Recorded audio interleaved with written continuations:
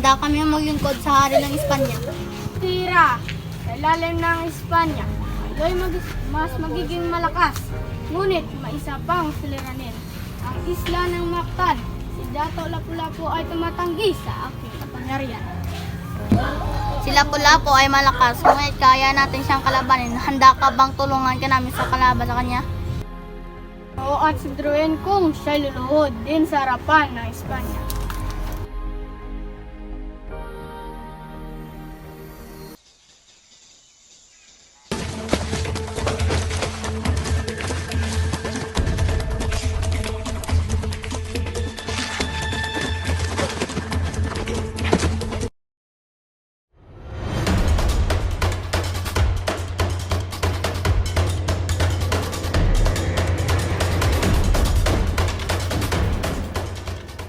Lapu-Lapu, may dala kong sulat galing sa kay Kapitan Magellan.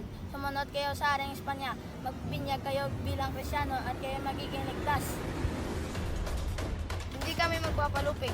Kami may mga sibat at pana. Hindi kami takot sa inyong sundata. On, ihatid ng Espanya ang kaparusahan.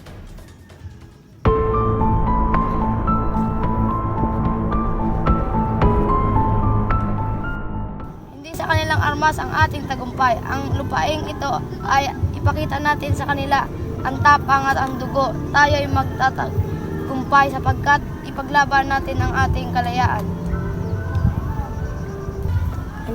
Nakahanda na ang mga bangkaw at pana. Dato, sa utos mo, handa kaming sumalakay.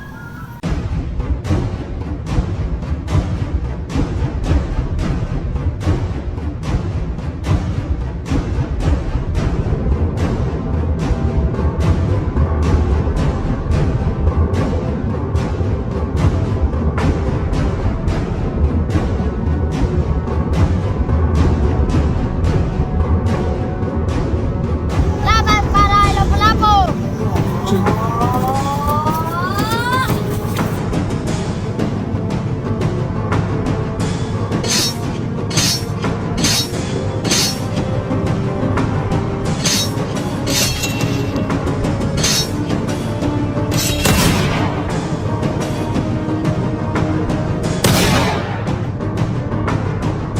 Kapitan, umalis na tayo! Tayo!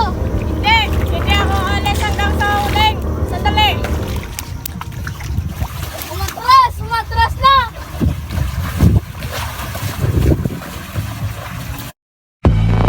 At sa dalampasigan ng Mactan, bumagsak si Magellan, wala ng buhay, at ang mga natitirang Espanyol ay nagsitakas, habang ang mga mandirigma ni Lapu-Lapu ay nagdiwang sa tagumpay sa ilalim ng araw ng kalayaan.